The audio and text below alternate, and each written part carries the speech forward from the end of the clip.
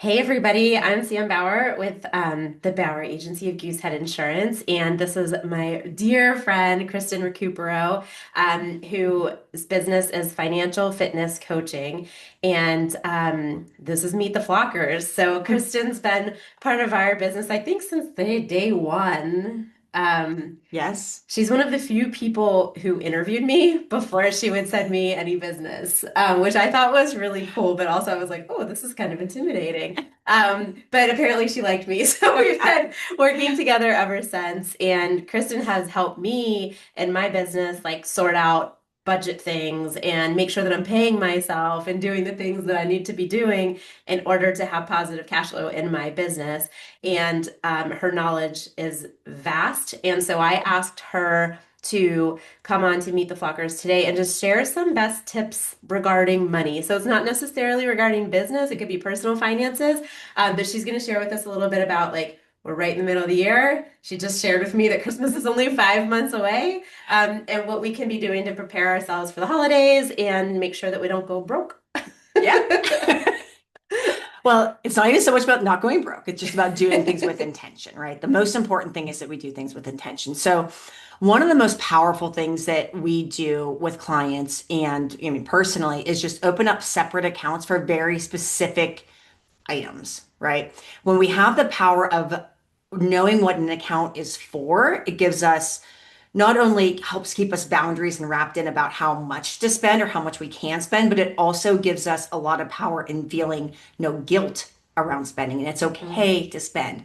The other part of this is like with the holidays specifically, it can help us really plan out the cash flow. Maybe have a great month here, this month, next month, the month following, but maybe it's draining and business is getting a little bit slower or personally, or you're taking some time off and not as much money coming in November, December, the months that you specifically want to be using it. Right. And so putting it away a little bit at a time can really help, you know, help you have that money at the time that you need it and plan things out a little bit better. So these are called sinking funds when we're talking about personal accounts like sinking funds, savings funds. They have different names that you can be using for them.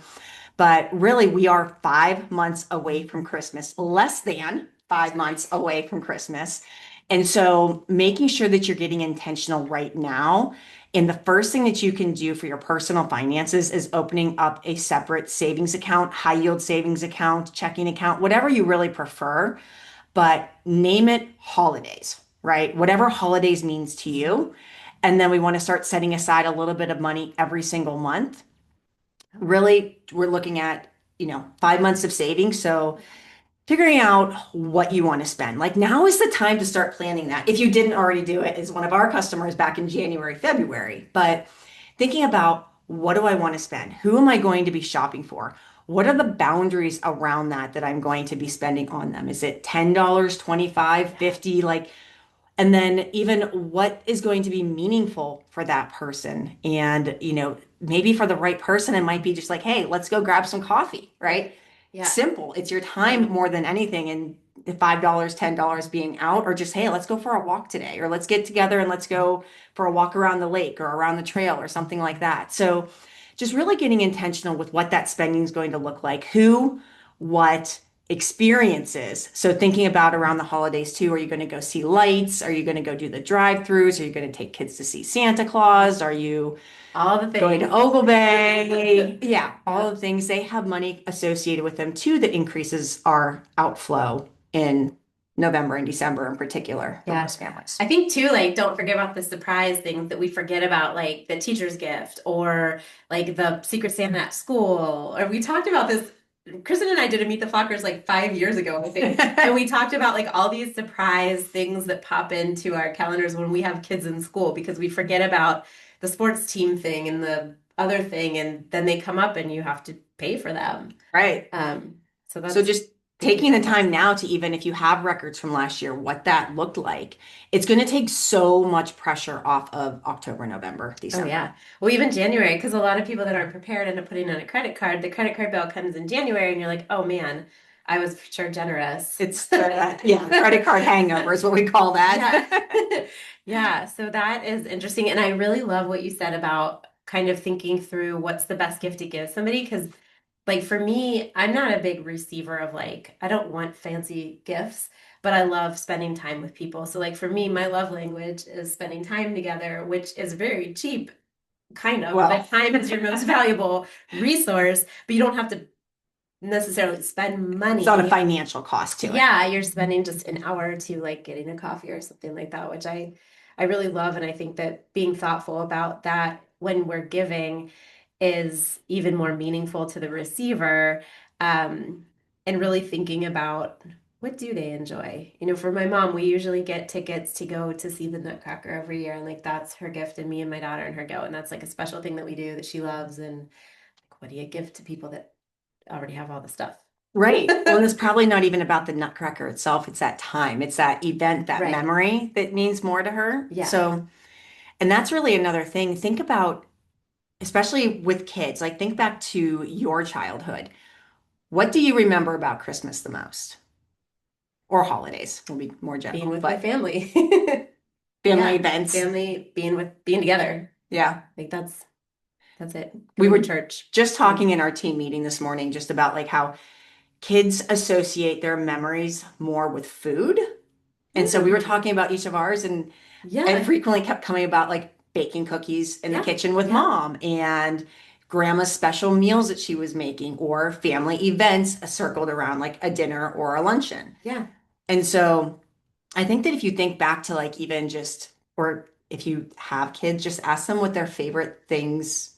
You don't have to like go right into Christmas, but just ask them like what their favorite things that you've done in the last year. yeah. You're not going to find a whole lot, usually. There's exceptions, and my son will be one of them probably, but because he'll be like, oh, a Disney when we went to Disney, Legos, but Legos. It's like Legos. Legos.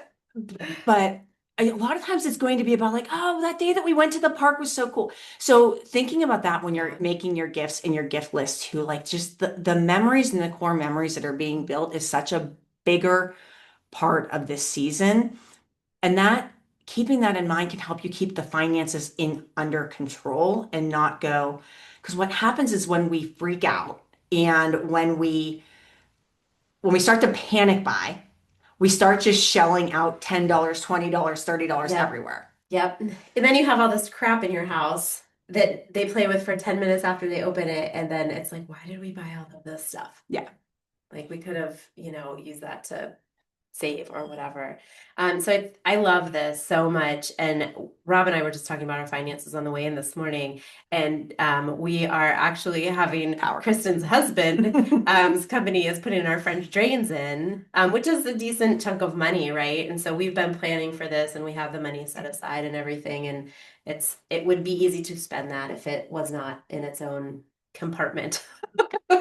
Yes. And those compartments, again, they can be good for different reasons. They can either give you permission to spend where you don't feel, maybe you feel guilty, Right. Or like nervous. or yeah, or Like, nervous. can I And not spend this? yeah, Because like, that's what we do. So, like, if we don't know, we just don't spend any money.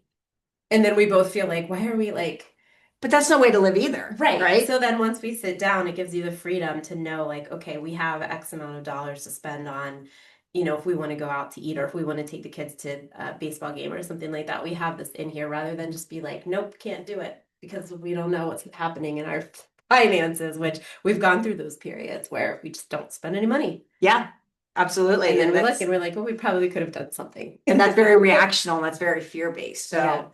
So, when you know more, when you have that clarity, you can also enjoy it. So instead of like, we probably shouldn't be doing this, but maybe we can, and then you're not even enjoying that event, that thing, that dinner, whatever. Right. You have like that So, knot in your stomach, like, oh, should we be yeah. doing this? Yeah, that's such a good point. So even using an account like that can be helpful for if you don't want to track your spending intensely and you just want to have like an eating out account, right? So you just put like again $100 or $200 into it a month or whatever. I mean, some people it's a lot more than that, but Yeah. and then you just spend out of that account. And as long as you know you have your bill money and everything else accounted for, then I mean it's free for all. Yeah. Do what you want. I like that idea for like the fun spending stuff. Because that's another area of surprises, right? So sometimes you get invited somewhere and you're like, oh, we really want to go, but do we have the money? And so if you know that you have that account separate that you can pull from, then you're like, okay, is this what we want to spend it on? Or do we want to do something that might be more fun for a kid. Like it helps you make better decisions and have those conversations with if you are married or have joint accounts, like with a person that's joint with you. We have a vacation account, and that's probably my favorite one of like these kind. I mean, again, I think right now, like the best thing you can do is get ready for the holidays. But, for those who want to take vacations and guilt-free and plan them out, not come back Yeah. with a credit card hangover, it allows you to also be spontaneous at the same time. Because, hey, what's in the vacation account? Oh, you want to go away for the weekend? Great. This is our boundary. This is what we Yeah. have then. So for our business owners who are watching, how do you apply that kind of a thing to their businesses? Because you really helped me with that when I started. I wasn't paying myself for like a solid, I don't know, 5 months, and Kristen's like looked over my stuff and she's like, "So you should probably pay yourself." I was like, "I don't know how. I don't know how much and how to do it," and she helped me. So Yeah, so setting that money aside again, because most business owners will do like if they're not actually paying themselves, they'll do like I call it like the clown drain, and they just kind of keep pulling money out as needed.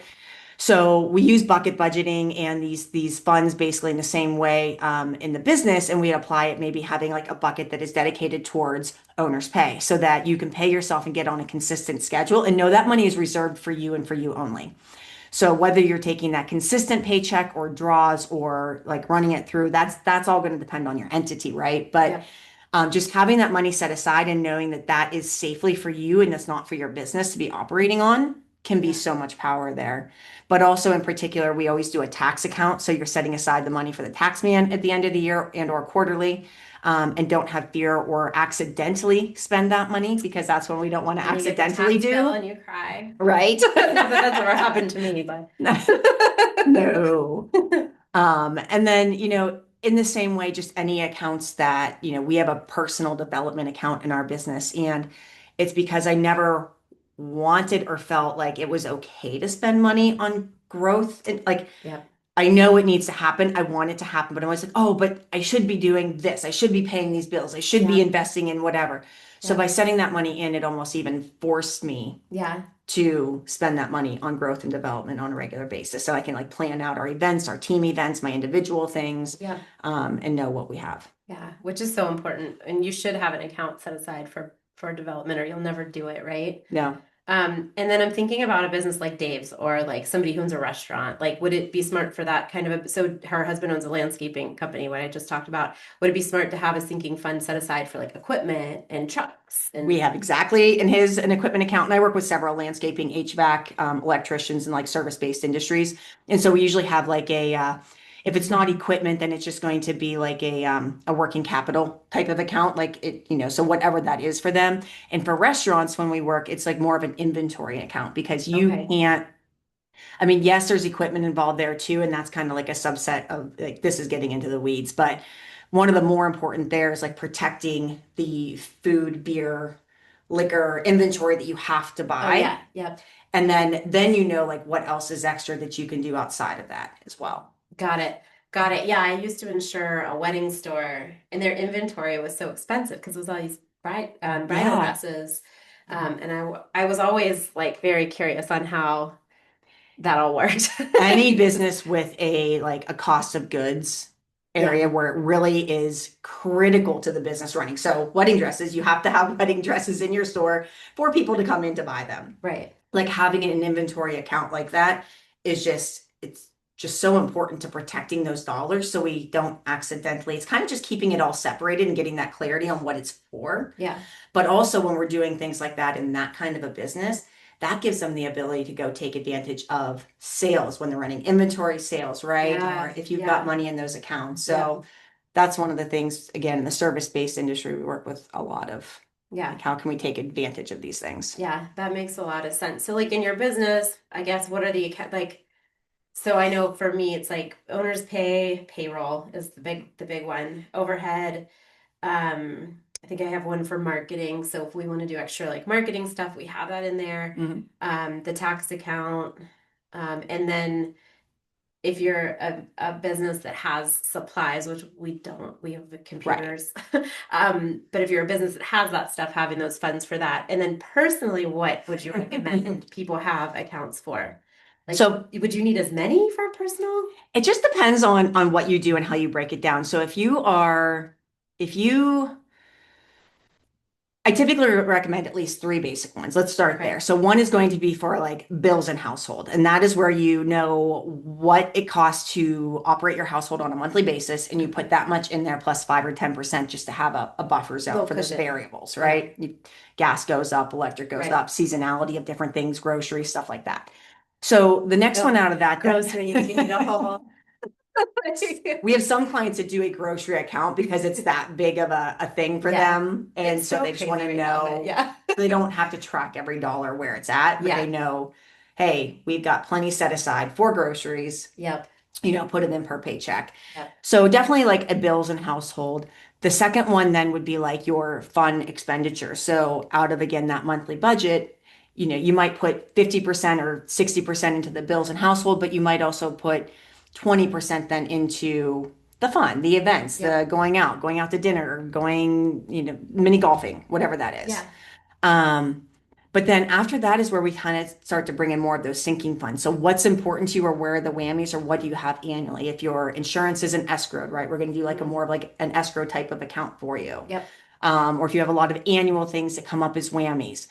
Which They can can save you money, by the way. If you pay it in full, you get a discount. So if you can always, do the sinking fund and pay it in full, you're gonna get like some companies it's a couple $100. So it's definitely worth it. There's my well, little tip for insurance. And then you don't have to think about insurance for a whole year. no, I don't it's even want to think automated. about insurance for a whole year. That's what I do for a living. When you use the buckets like this, or when you use different accounts, you can get so many things. Once you know your numbers, you have to know the numbers first. You Right. can't automate awareness, is like our favorite saying. But then you can automate into each of these accounts and you can really, all I had to do to renew my insurance with you and change it and take advantage of that discount was give you the account number for Right. that bank account that Yeah. insurance goes into, Yeah. right? Yeah. So it's that easy, but it just happens every month that money goes into that account for what we need it Yep. to do. So it's basically your own escrow account, Yeah. right? So Like that way you don't it's have to hold the extra 10% from the yeah. bank or whatever the number is. Yeah, I like that. And then what do you recommend like for tithing? Does that go into like the overhead or like the household expenses if you tithe regularly, or do you put a separate um thing for that, or just does it just depend on Depends on the household. yeah, So some of my clients tithe regularly. They tithe regularly, but not at the same thing or the same month or the same time. Like they wait until they're really called for a thing. So okay. then they actually use a bucket and we call it right off of the top, like when we're Okay. doing kind of the numbers. And Yep. so they take their 10%, it sits in this bucket, and then they just give from that bucket as called. Yep. The other Which ones who is are going so like every that's month, then it's just in the bills. sorry. Yeah. I love that right off the top because that is biblical because we're Mm. supposed to give our I mean not if you're not doing that and that's not your thing, that's okay. But if you are, I love that you say right off the top because we're Well, supposed to give our first fruits. well, and that's what most of our clients who are tithing are coming from a biblical sense that they Yeah. are doing that. And that's so it's natural. Yeah. I think that's super cool. So, okay, so we've got the operating your house, paying your bills. Yep. One, you've got your Fun and fun entertainment, and call it. entertainment, and then whatever is thinking that you want to do. So like your Christmas fund Yes. So like your or Christmas something fund or or Hanukkah, holiday whatever. fund. Yes. Your vacation fund, a home maintenance fund. If you own a home, it is critical that you Uh, have a home maintenance fund, to me, in my opinion. yeah, that's super smart. For Vehicle French trains. maintenance for French trains. Because those are a thing that's not covered by insurance. No. And when crap happens, it happens big. Yeah. So having that money though and giving it names, right, Yeah. brings a whole different sense of an emergency and panic. Like, where are we going to get it from? Oh, if we just have an account with money and it's like a savings account, or there's like a deflated and defeated feeling that comes with that. But if you have a name to an account that's home maintenance, it brings in like that sucks, but that's exactly what this account is intended for. Yeah. So go ahead and wipe it out, write the check. Yeah. Yeah. It to me it like makes you feel like you're because it does not even that you feel like it. You actually do have more control over your money and you're not guessing and you're not having that anxiety about it. So I think that's great. I think do a lot of people kind of use the whole like, I'm just gonna pretend like it's not there, and if I don't look, it'll be okay. And then once they start digging in, they probably are like, oh, this isn't nearly as scary. Yes. Because in my mind, I often am like, well, I'm just gonna keep on moving and we'll worry about that later. And then later I'm like, oh, I should have paid attention. But that just brings like more anxiety, right? Not Right. knowing and not having that clarity brings more fear. Like if you actually looked at the accounts and you looked at your numbers, you looked at your budget, you looked at like what it takes for these things, it can bring a whole different sense more of like, we actually can do this. We just might have to be more intentional with how we do it, Yeah. where we do it, how often do we go out to eat, how much do we spend, or do we just order water instead of adding soda and appetizer? Because that's the difference between a $40, $50 bill and an $80 bill, Right. right? Yeah. Um, Being able to do things. So it's about that intentionality when it Yeah. comes into your money. So yeah, looking at it, most of our clients like get that. I don't want to do this, but I'm going to do this. And then when we get into it and they're like, I can't believe how much better I feel, right? Yeah. It's just And does like spending issues or like money, I don't want to say issues, but like um people who I guess the anxiety around money, does it do you see a big difference between people who are like normal middle class wage earners to millionaires as far as like how they act around money? that's very interesting because the more someone makes, our higher earners, our higher income earners, those pretty much we have, quite a few over 200,000 and more a year, have a harder time reining that in. They have more anxiety Okay. than our more middle class earners and wage that around their money. Um, So more money doesn't mean less stress. it is not. They actually tend to have more stress. Okay. I would say more money, more problems. Like I Yeah. like, but and it's not that, but it's the lifestyle creep gets more out of hand Yeah. very easily. So very quickly, you get comfortable with going to dinners 3 times a week, and very quickly, all of a sudden, well, not all of a sudden, but you bought a car, and then you did this, and then all of a sudden, if the income changes, the income source changes, or it just has all kind of comes up and catches up with you at one point. Yeah. And that's what we find that they basically have just financed their entire life up to that point. And Got it. then, they've gotten stuck into a point where I mean, I've got some doctors who had to moonlight to pay the bills Got it. on over $500,000 in salary. Wow. Because, Wow. but So so I mean, it's lifestyle creep. It comes faster on higher incomes. yeah. Yeah, If I that know makes one of the sense. things too, like as a business owner, I think too, is as your business grows and you make more money, be careful not to let your lifestyle get out of hand. Like try not to the first time you get like a big check, don't go out and buy a really fancy car. Like I think, do you Yeah. see that where people the business owners start to see success and then the next thing like Yeah, now they're outliving their income yeah. What because happened is that usually they haven't built those financial foundations, right? So they haven't built up the emergency savings. They don't know what their numbers are. They don't know what it takes to run the business, what it takes to run their personal life.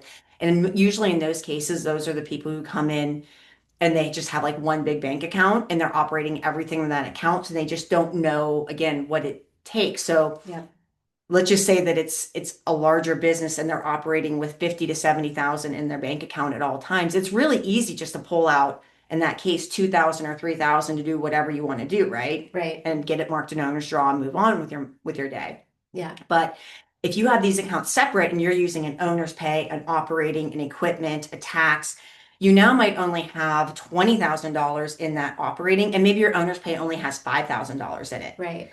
And so now you're like, and if you know what it takes to live your household on a monthly basis, now pulling out $2,000 for a whimsical thing Mm-hmm. It's a hits a little little trickier. harder, Yeah, right? it looks different. So it's the power of Parkinson's law that we're kind of looking at, or not Parkinson's law for that one, but no, yeah. So, time, money will all expand to what we give it. If you have an entire day free and you're like, I'm going to get so many things done, right? I'm going to get so much done today. And we walk away from that day and we're like, I got nothing done. I got nothing accomplished because you loosey-gooseyed your way. You went and had a phone call with a friend. You went to coffee. You ran a few errands. You did one thing on your list, but Got you it. just got looser. It's the same thing with our money. And that's why all these accounts may seem more overwhelming at first, but Yeah. really when we're kind of breaking it down, it gives us a drive, a purpose, a clarity, but it gives us a smaller plate to work from. Yep. And so it makes us think about our decisions a second time. Yeah, that totally makes sense. So if you could give our listeners three tips for somebody who's never really done budgeting before, never really paid much attention other than like the check comes in, we pay our bills, we spend what else is left over and put the rest on credit cards. Like for somebody that's never really paid attention, what are the three things that you would encourage people to do to get started to do better financially? Personal finances, just to go blank. Personal finances, yes. Um, One, just to get started, is open up your accounts and look at them.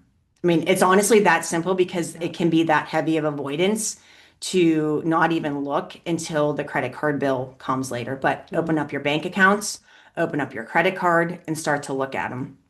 And just get familiar with what's in there, what's coming in and what's going out.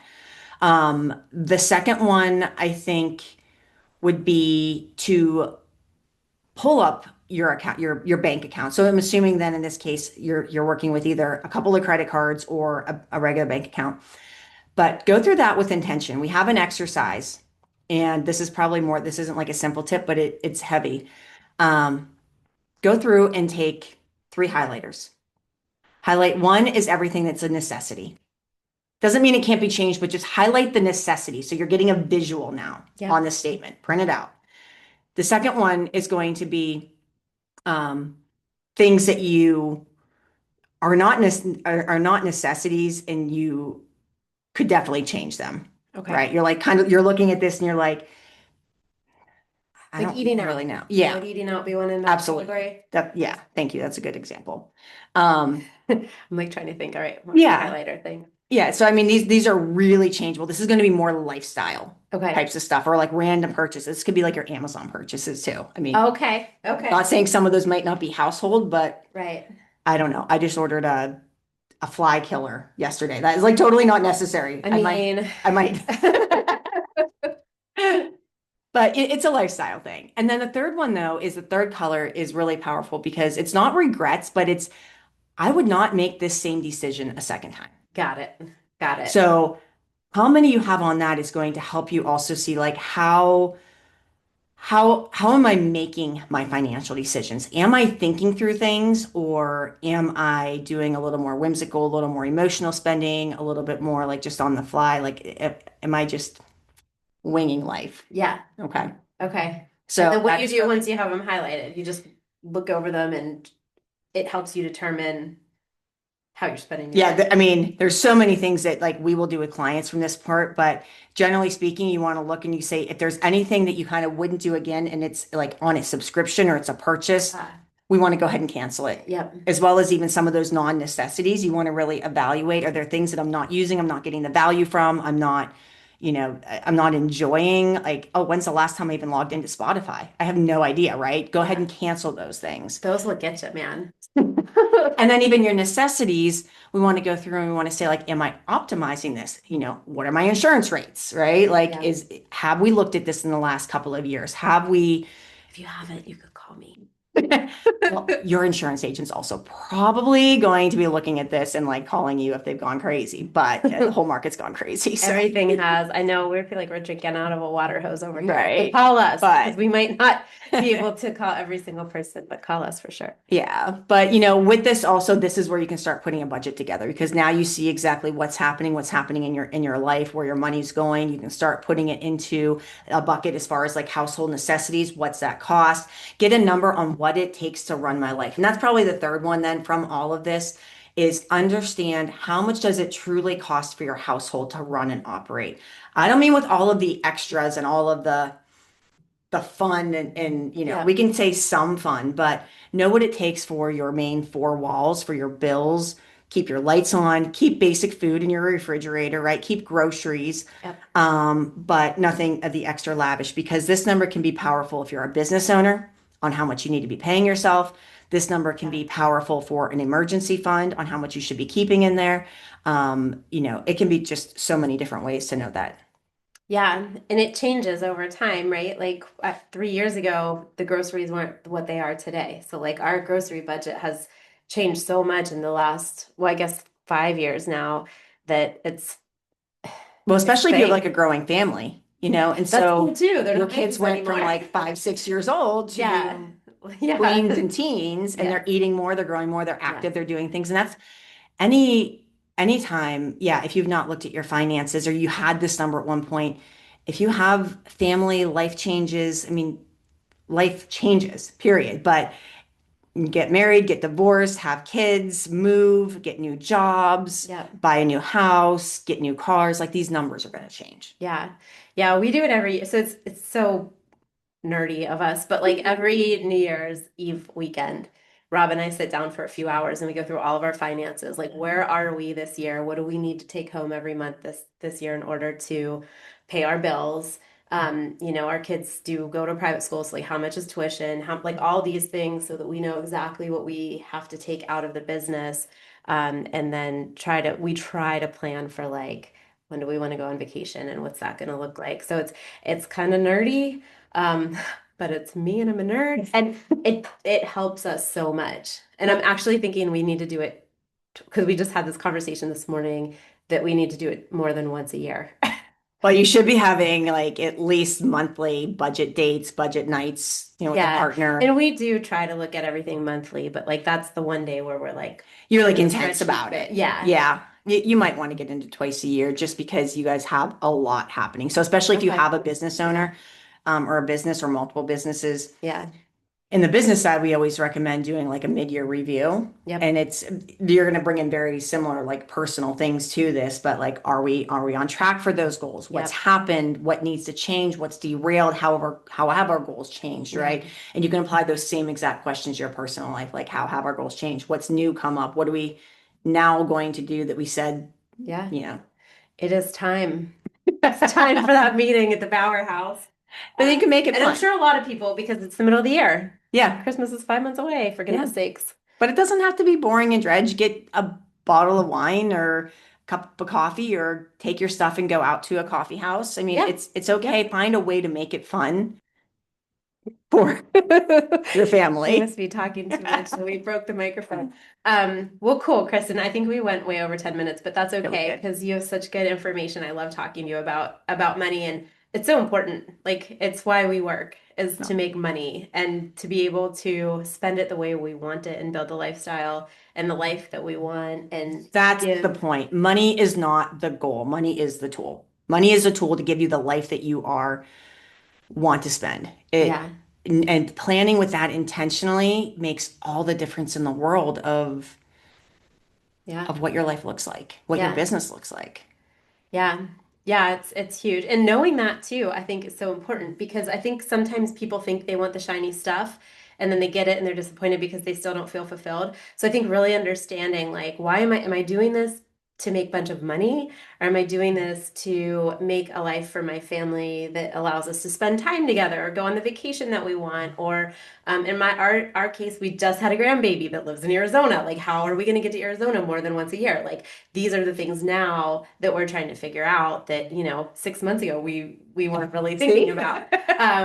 So anyway, really take some time and be quiet alone by yourself or with your partner and like set goals for your life and what you want to accomplish through what you're doing and that will help you then prioritize how you spend your money and what you do with it. So anyway, sorry. Yeah, I no. said we went over 10 minutes and then I keep talking. So Kristen, how do people get a hold of you? I mean, are you even taking new clients or are you tell people how they can like Kristen has a great social media presence. She's always sharing tips online on Instagram. So can you just share your stuff Yeah. and I'll put it in the comments too. Yeah, we're always taking new clients. I have two great coaches that work underneath me, Jess and Ruth currently as of today. Yay! So That's yes, awesome. yes. And so they get like three coaches in one because I have weekly meetings with them and get to talk about their clients and challenges and what they're going through. That's awesome. Um, but yeah, so you can find us at financialfitnesscoaching.com is the website. And then we're most active social media wise on Instagram, really. So that's financial.fitness.coaching. So those are the two main places. Cool. And if you sign up for a newsletter, you get free financial tips every month. Or on our business owners, we send out a weekly newsletter on Wednesday afternoons on average. Yeah, so check her out. Kristen's amazing. And not only is she super smart and good with money, but she's an amazing person too that I like to have coffee with. So thank you so much for being here, Kristen. Yeah. And everybody, thanks for watching. I hope you enjoyed it and got something out of Thanks this for having today. me.